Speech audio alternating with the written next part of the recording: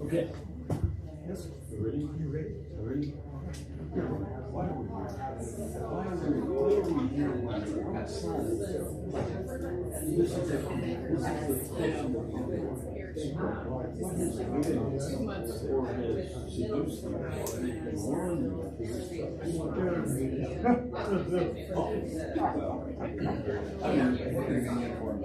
Yeah. Yeah, I'll take care of it, thanks. Probably somewhere about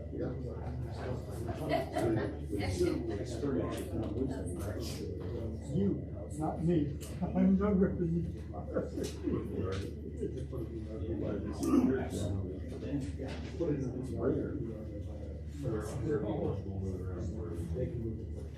Hanging outside.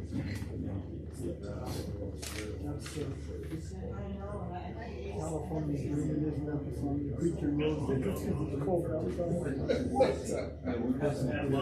We were over the fire the first.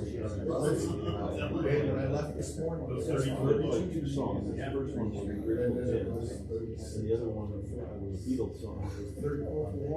And one of the other, she has a word that says, "You walk out the door." She was saying the word.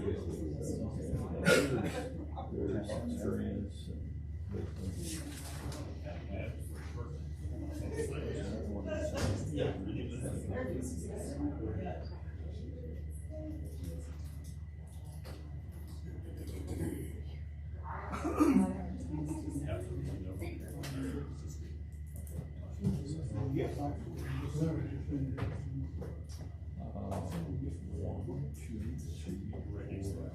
Yes.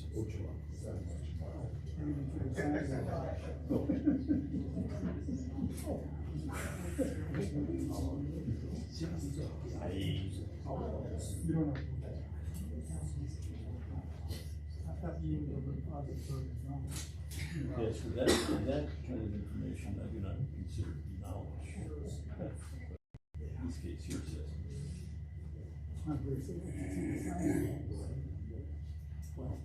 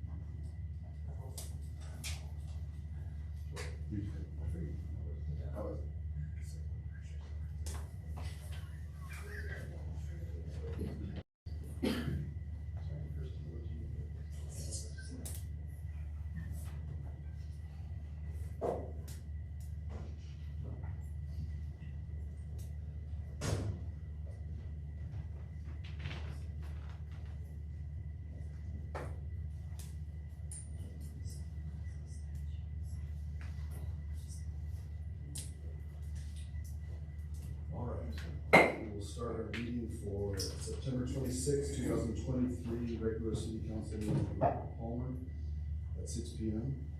Madam Clerk, if you could call the roll, please. Councilmember Anzalotti? Here. Councilmember Ojala? Councilmember Best? Here. Councilmember Tudor? Here. Mayor Carrington? Here. Deputy Mayor Moline? Here. Councilmember Alcantara? Here. And I believe Councilman Ojala called in sick, so is that right? You can excuse absence. All right, and if everyone can stand, I'll ask Staff Sergeant Secretary to the pledge. I pledge allegiance to the flag of the United States of America and to the republic for which it stands, one nation, under God, indivisible, with liberty and justice for all.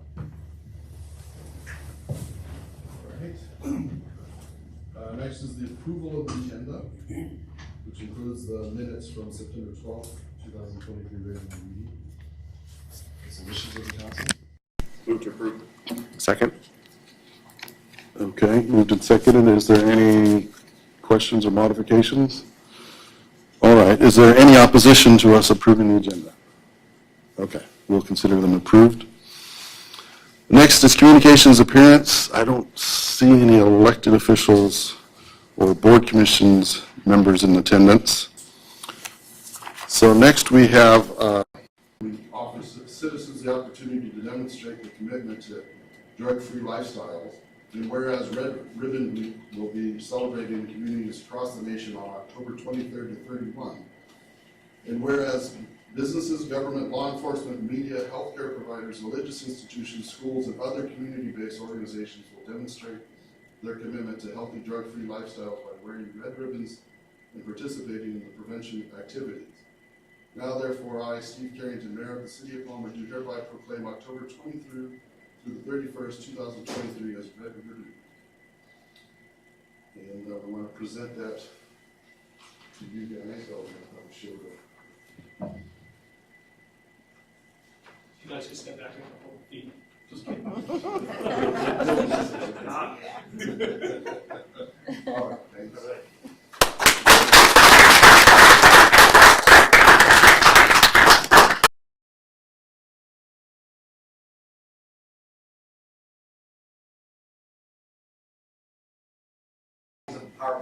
Point presentation right there. these things. If y'all want some. Got 'em?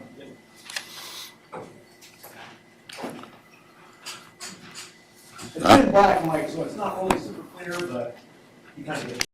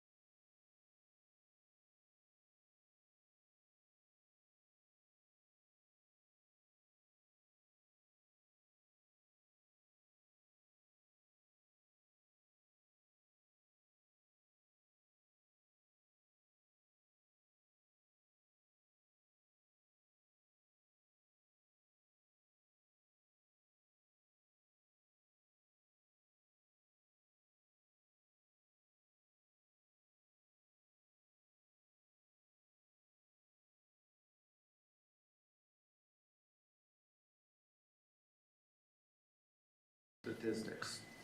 If you're about to driving on the road, you can probably see that for yourself. We've had a huge increase of traffic as well. Starting with slide 4, we're going to walk through the exterior of the building. And for those that it's black and white, it's I apologize. Some of it's not really. You're not able to see a whole lot real well. Slide 4 is an overall photograph of the front lot. In there, you can kind of dictate or depicted in there as the crack seal work is in. A bunch of crack sealing has been done, and a bunch more of it needs to be done. There's faded paint lines. Puddles show the depression in the terrain where the pavement is. Slide 5 is a close-up front of the building that shows the siding is peeling. Breaks in the panels on the roof, curbs are cracked, ceiling on the sidewalk, spacing is starting to expand due to age. Slide 6 is an overview of the AST back parking lot. More cracks and degradation of pavement. Ceiling damage shows the age of lot. It's to the point where we've got crack ceiling on crack ceiling.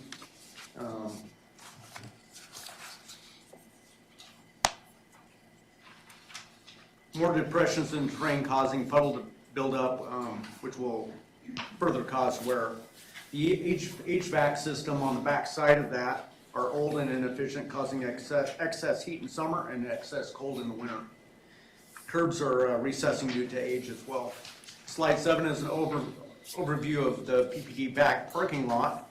More old ceiling shows the age of the lot. Terrain changes due to the parking lot's age, with the expansion and contraction of the cold from winter to summer.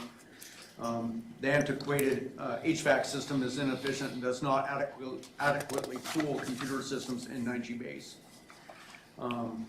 Deformations in the roof panels cause poor water flow and excess snow accumulation, as well as ice buildup in the winter.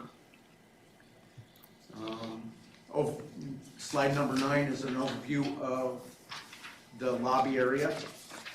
The lobby is outdated, and if you go in there in person, it's not really welcoming. It's kind of counter to what the image that we want of our city. Doesn't necessarily go along with our motto, if I must say so. The chairs are not comfortable. Orientation of Department of Correction PPD causes confusion. If you look in this, here off to the right-hand side is the PPD lobby. And I don't know if any of you are able to guess where Department of Corrections lobby is, but it's right there in the middle. It's that window. And there is a button that you push to be able to get their attention. Most people that walk into our lobby have a hard time finding where DOC is and wind up coming to us. We do have some people that wind up going to DOC requesting police assistance because of the confusion there. While it's not a huge setback for either entity, it does cause a little bit of confusion. It's kind of a waste of time and resources that could be avoided by having a little bit better guiding line of where one is and versus the other. Slide 10 is the administrative assistant's office. It's cluttered and is fairly small for the amount of work and things that go on there. Although Julie's made a great use of the space and continues to get her work done, she is limited on space. Her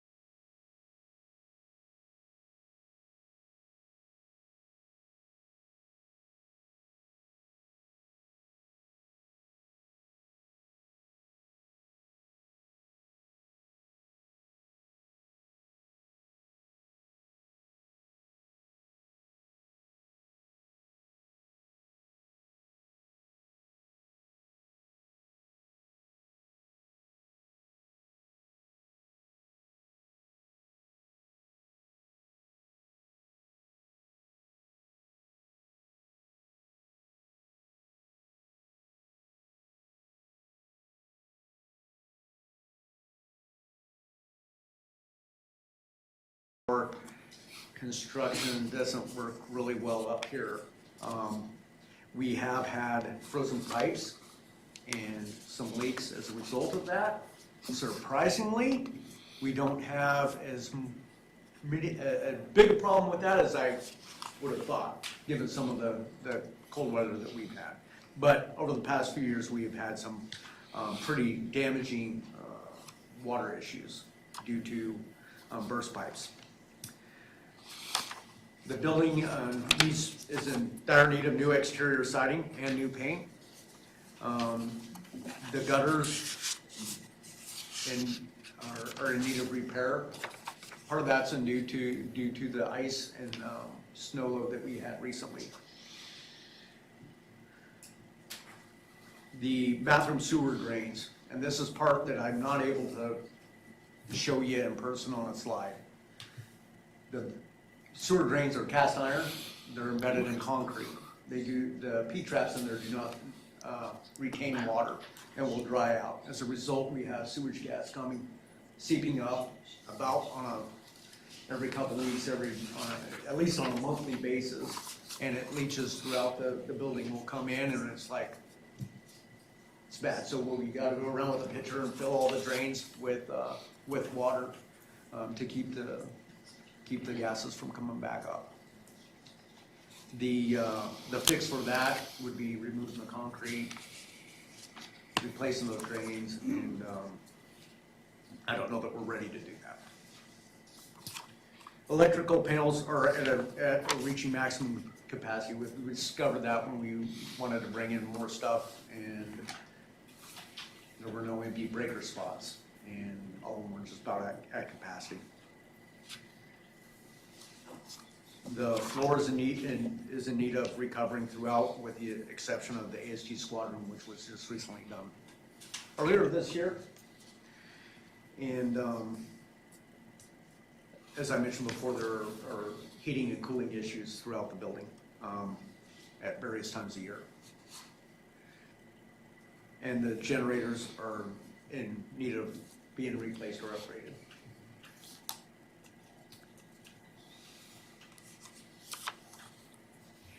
While we're appreciative of the building that we do have and try to make as good use of the space as we can, we are reaching our limits.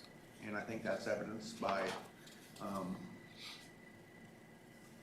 the photos that we're taking. And I'll leave it up to you. If any of you want to come by and take a visual walkthrough of the building, I'd be happy to make arrangements for that to happen and to be able to, that way you guys can get a first-hand view of what it is we're dealing with.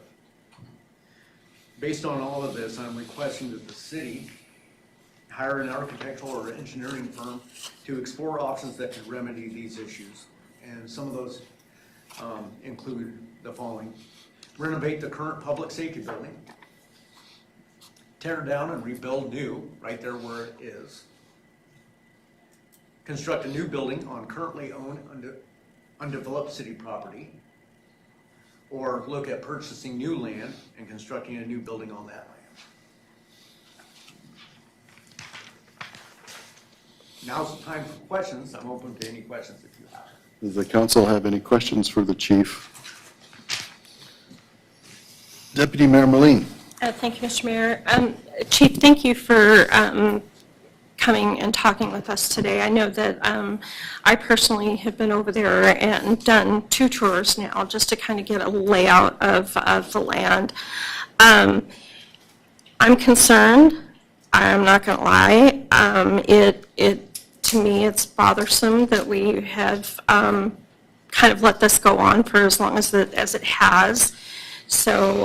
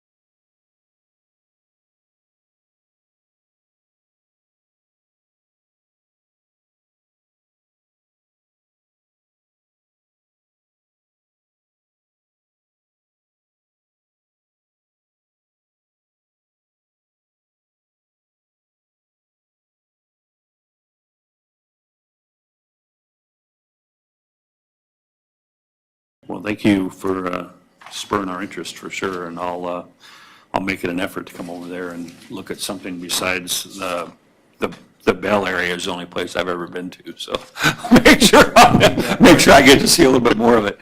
Thanks very much for your time.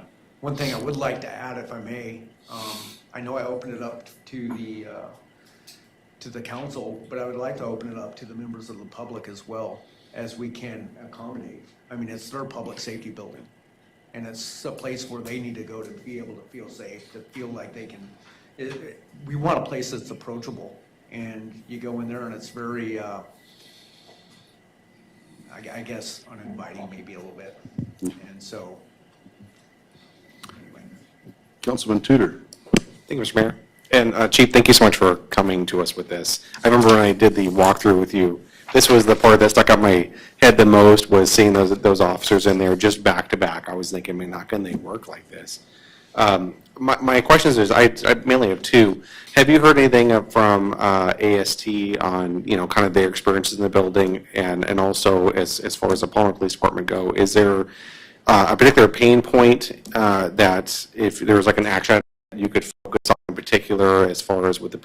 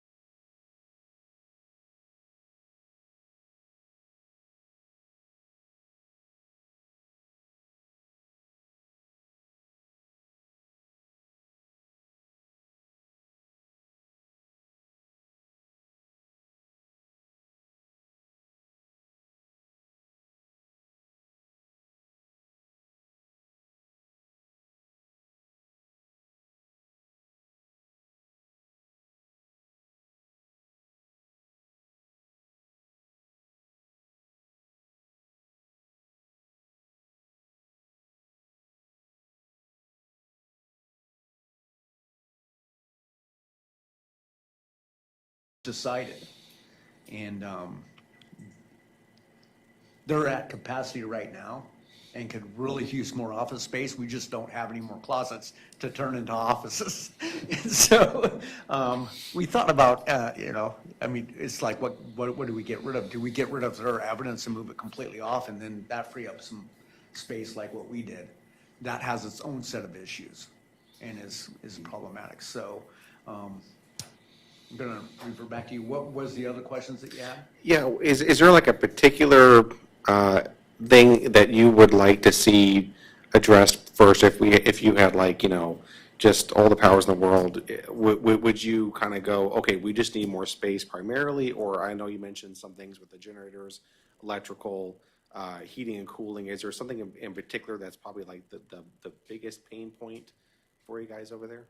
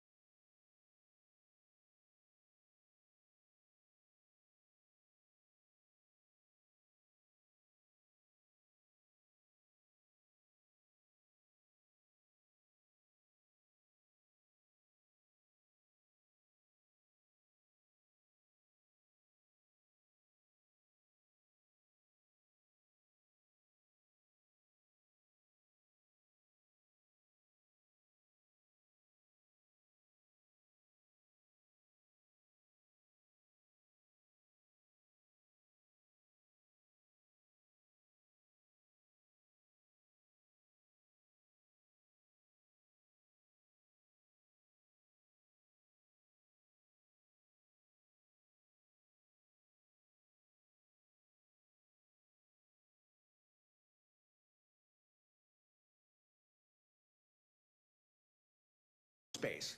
Today, for whatever reason, my office was 80 degrees and I had the AC on high. And as I left to come over here, it hit 71. I was like, yes. So, turned my AC off because I don't need it being cold in there during the night. I'm not there, right? And it cools down. So it depends on the day. And on a cold day in the winter, when I got the electric heat going, it's those days, then the heating and the cooling is what needs to be addressed. On days that the power goes out, the generators are the number one problem. On the days we walk in there and the sewer gases have permeated the building until we get the P-traps filled again, then we're like, that's gotta be fixed right away. So, in essence, if you come through and you walk through it, I mean, you can kind of pick out what the big issue is for that day. When in reality, I think what we're looking at is we're looking at a 1980, mid-80s building that was designed not for up here and probably by a really fine architect, just maybe the wrong location. And because it was never designed to be an 80-year building. All that stuff now, 40 years later is coming to a head, and it's time to address all the issues. I think I've done what I can in the meantime to accommodate as far as space, that sort of thing, but it's just, there's no way for me to grow without bringing a portable unit over there, and that's not ideal either. We don't have Councilman space Best? outside for it. Thank you. Councilman Best. Thank you, Mr. Mayor. Well, I believe that this is going to be a long conversation with the community. I'm leery of opening it up for public comment right now since it wasn't advertised as public comment, and this is a discussion right now. I just want to make sure that we're going to have that aspect kind of cleared up. But if we were to just, without thought of cost, if we're talking location, now, the location of our facilities is near the courthouse. Do you foresee potentially that Department of Corrections could stay in that building? If we were to locate the police department and dispatch, do you see it being a co-location of troopers, police department and dispatch being co-located in another structure? And then maybe this area here then gets reworked and we rebuild this to be Department of Corrections? Or would we segregate ourselves and say Department of Corrections and the state could potentially stay in that area, and then we move off into another building, maybe just there's an adjacent lot nearby that I know that has been talked about being developed and whatnot. Do we maybe potentially have a discussion with the community about having a police department in an administrative building, something like that? Is the location right for you? Is the location where it's currently at right for us to stay there? Functionally, as a police department, yes. It's not horrible. Let me put it that way. I think the biggest problem with it is space. Parking lot size. If you go there during the day and you need a place to park, you're gonna be parking out front. You can't park out back. I mean, there's just no room. And on days where we have, when troopers are fully staffed and they're all out, there's a little bit of parking space. When they're all in, we're over full. So it just depends. So I really don't know. I don't see how we can better use that space, make better use of that space than we currently are. So I think the space is fairly small. I have had conversations with the Department of Corrections in the past, and there may be an opportunity for them to have that. As far as troopers are not interested in staying there. They would like to go with us, and dispatch would go with us if we moved off-site. It makes sense to have us in the same building together. That partnership worked out real well. Even if they had control over the whole building that we had right now, it would not meet their needs. We have 0 training room there. And that's part of the issue is, you know, we want a well-trained department, but we're having to go to elsewhere to get that done because we do not have the ability there. And AST has, speaking with the commissioner and stuff, they have many buildings throughout the valley in Anchorage where they kind of piecemeal. They do this at one location, this at another location, this at another location. And they would like to be able to unify some of that. They wouldn't be able to unify all of it, but some of it. And to be able to have their training unit here in a place where they're able to, you know, bring people from throughout the state for training would be ideal. I'm not talking about moving the academy here. They have that, but I'm talking about they need to get their yearly certification. Or whatever, they're having specialized training, they can bring it up here. While the academy's going on down in Sitka, they're not disrupting that. They can come here and would be able to do something. So that's kind of the vision. And you're right, this is something that would be a long, this isn't something that's gonna happen overnight. Even if we had endless pots of money and land and all that stuff, it takes time. But if, I'm thinking, you know, 3 to 5 years down the road, but if we don't have that conversation today and we wait another 5 years, we're 3 to 5 years beyond that. And we're at capacity now. So we probably should have had that conversation maybe in 2019, but that wasn't the timing either. So now's when we're getting hit with it, I guess. So in my report, I kind of referenced this as kind of the preamble to the budget because I believe we have 3 meetings scheduled in the month of October just for, you know, for the budget. And one of the documents that's actually in the budget I referenced in my report is we have like a 5-year planning thing where, you know, the fire chief can tell us, I need a new fire truck. That's like $1 million in 3 years, and where we try to pencil that out. And we actually had at least a little bit of money put in 25 and 26 for the public safety. But I think we might be talking about what do we need to put in the next year's budget for consulting and et cetera. Deputy Mayor. Actually, thank you, Mr. Mayor. I think you answered my question really. It was just the topic of training. And when I think of training and having a training facility, I also think of revenue generation, which is kind of unique if you just kind of entertain the thought with me. You are currently sending some of your officers to other local municipalities to train as well in those areas, correct? So would it also be feasible to, that would enhance maybe perhaps bringing, if we had a functional training facility, bringing them here to train them here, not only side by side with the state troopers, but also with you and your officers, correct? That is correct. Yeah, Okay. in fact, most of the agencies sponsor training. We take turns sponsoring training. And when we sponsor a training, it's opened up to all outside agencies. And, you know, with Wasilla having their new facility and stuff, they've got a great training room there. We use that, but it's getting used a lot. I mean, it's brand new and it's hard to schedule time to use that. It's just awesome because they're able to use it and you know, it's getting used. The last thing you want to do is build something big and nice and then it's set big and unused. That's, you know, not very good. But there is a need for more training throughout the state and spaces for that training.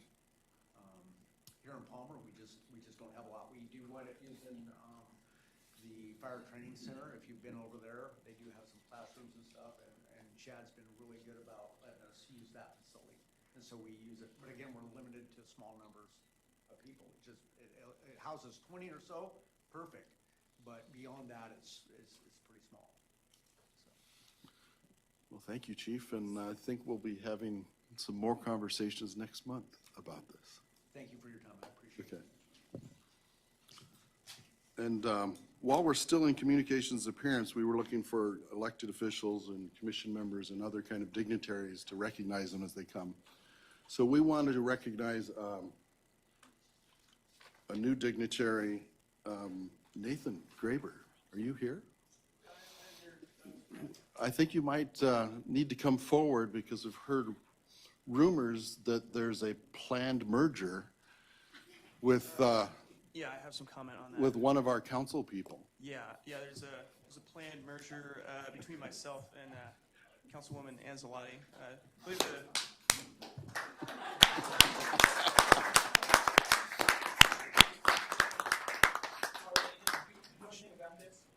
Yeah. Good question. is the Yes, Councilwoman. have any I comment? found out on Sunday. So yeah, we're so- considering you a dignitary now. Yes. Yeah. Yeah. So if you could get back to me on that, like, this winter, I'm thinking. Yeah. Okay.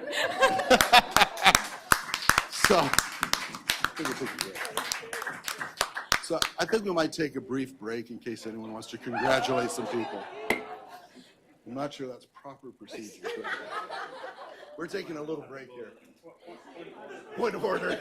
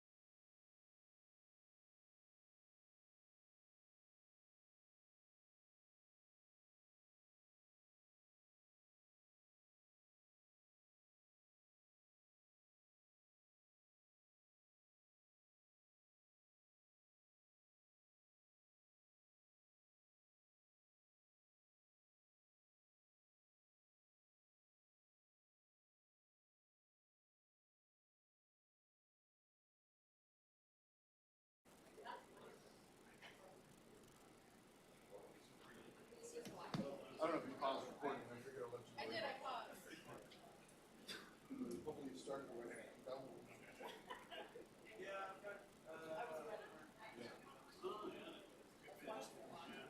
Well, this is like, I don't know.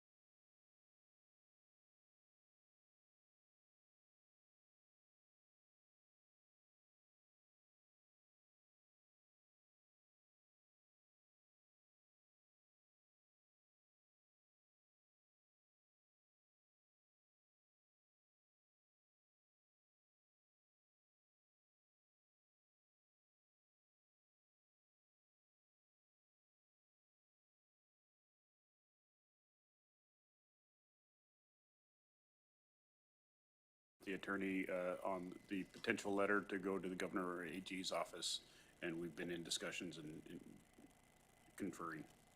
Okay. All right.